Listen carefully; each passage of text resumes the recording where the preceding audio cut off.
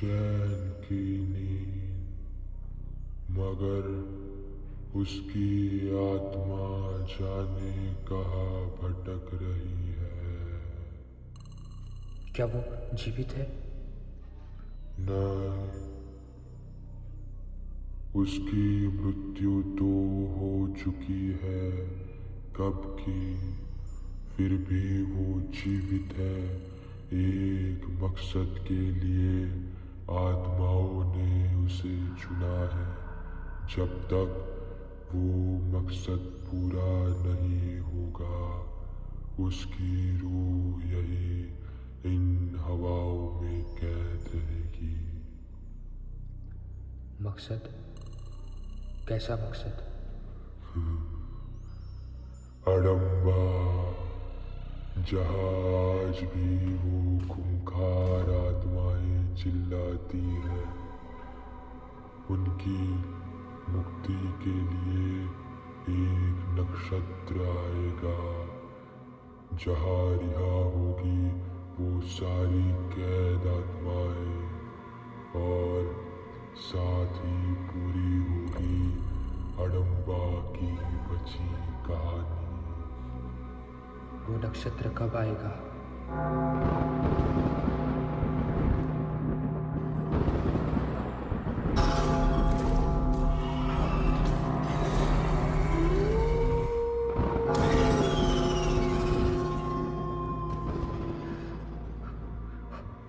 ये ये ये सब क्या था?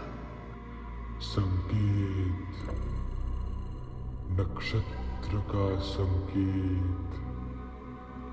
वो करीब आ गया है।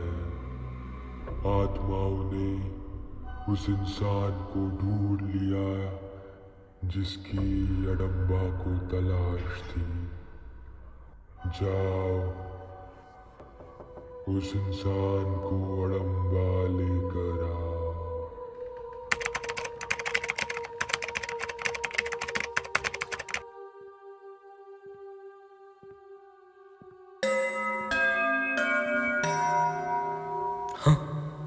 घड़ी की आवाज़ से वो जाग उठा। आंखें खुली तो सब कुछ धुंधला धुंधला सा दिखाई दिया, मानो नींद में कोई लंबा सफ़र करके आंखें खुले। कुछ इस तरह सिर में हल्का सा दर्द, बदन में जकड़न जान पड़ती थी। उसका बदन पसीने से भीगा हुआ था। मोहन की नींद पूरी तरह से खुली और उसने खुद को अपने ही कमरे में पाया। वो अकेला रहता। अपने शहर से दूर पढ़ाई के लिए उसने एक घर खरीदा था। जब मोहन का होश पूरी तरह से जगह पर आया, तभी उसे अचानक कुछ याद आने लगा। वो बिल्डिंग, उसमें हुए अजीब से हादसे, जो कुछ उसने अपनी आंखों से देखा, वो सारे दृश्य अस्पष्ट लकीर की तरह मन के चारों ओर घूमने लगे। मोहन व्याकुल हो उठा। उसने अपना सिर जोर से पकड़ा और याद करने की कोशिश करने लगा। तभी अचानक फ़ोन की घंटी बजी।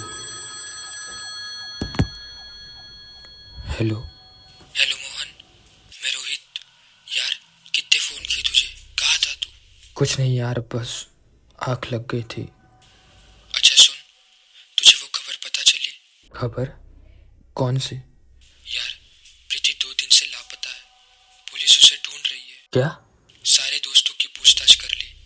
आज नहीं तो कल हमें भी कस्टडी में लेगी। सुन, तू कुछ जानता है क्या प्रीति के बारे में? नहीं यार, मुझे तो अभी पता चला। अगर तू कुछ जानता है तो पुलिस को सब सच बता देना यार। मैं इस झमेले में नहीं पड़ना चाहता। और हाँ, हमारे बीच बात हुई, ये बात राज ही रखना।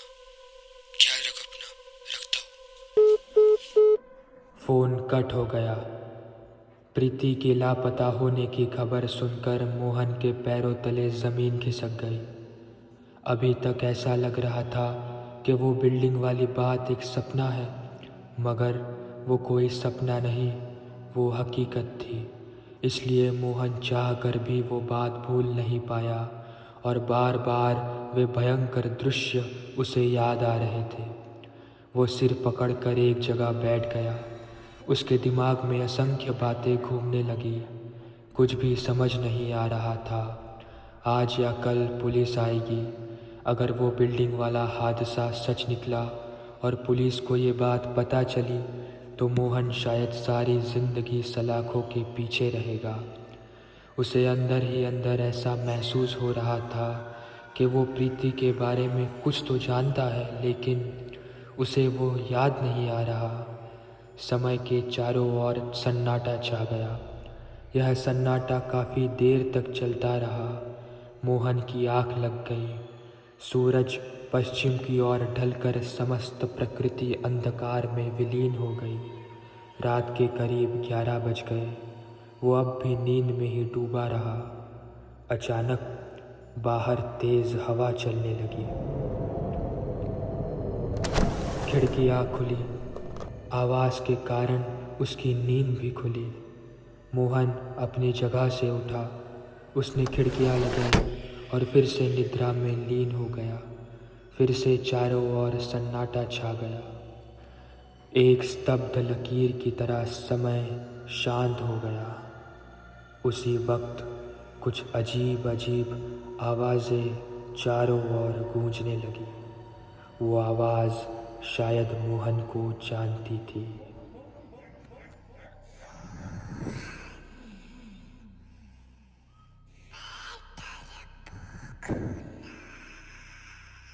मैंने कुछ सुना क्या? शायद भ्रम होगा।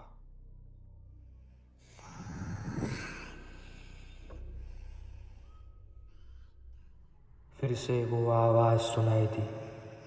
इस बार वो उठा। तब उसका भ्रम भ्रमित हो गया। नहीं, वो कोई भ्रम नहीं था। मोहन का दिल ज़ोर ज़ोर से धड़कने लगा।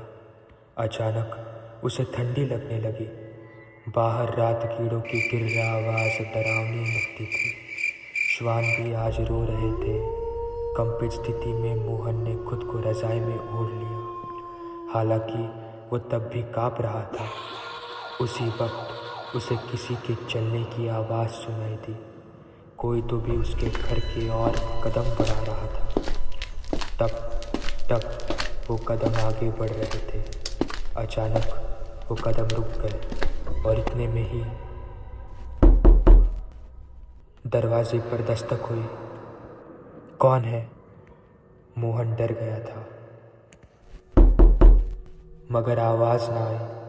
उसने पूछा, मगर आवाज़ ना आई। सिर्फ दरवाज़ा ठकठकाया गया। हिम्मत करके वो दरवाजे की तरफ चलने लगा। दरवाजे के नीचे से एक चिट्ठी अंदर आई। मोहन को बड़ा अजीब लगा, पर उसकी हिम्मत दरवाजे को खोलने की न हुई। उसने वो चिट्ठी पढ़ी। उसमें लिखा था, लाश को लेकर अडम्बा आ जाओ। लाश? अडम्बा? उसकी समझ में कुछ न आया। सर फिर से चकराने लगा। कुछ तो अजीब हो रहा था। सारी दिशा एक रहस्य की लकीर पड़ रही थी। वो बाथरूम की ओर चलने लगा। जैसे ही उसने बाथरूम का दरवाज़ा खोला, वो चीख पड़ा, प्रीति, प्रीति, प्रीति। वहाँ प्रीति की लाश पड़ी मिली। उसकी आंखें अब भी खुली थी। किसी चुड़ैल की भांति वो लाश घूर रही थी। मोहन को विश्वास नहीं हुआ। प्रीति की लाश उसके घर में है। वो पागल हो गया। क्या करूं, उसे कुछ समझ नहीं आ रहा था। ऐसी स्थिति में मन को नियंत्रित नहीं किया जा सकता, मगर मोहन ने विचार किया। उसने संयम से काम लिया। उसने लाश को देखा। उस पर एक भी जख्म के निशान नहीं थे। कहीं पर भी खून नहीं था। तभी उसे उस चिट्ठी में लिखा याद आया, लाश को लेकर अडम्बा आ जाना। यानी कुछ तो भी सोच समझकर साजिश रची गई थी। डर, खौफ और रहस्य से भरी कहानी अपना रुख बदल रही थी। डर के इस सफ़र में एक नया मोड़ आया, अडम्बा।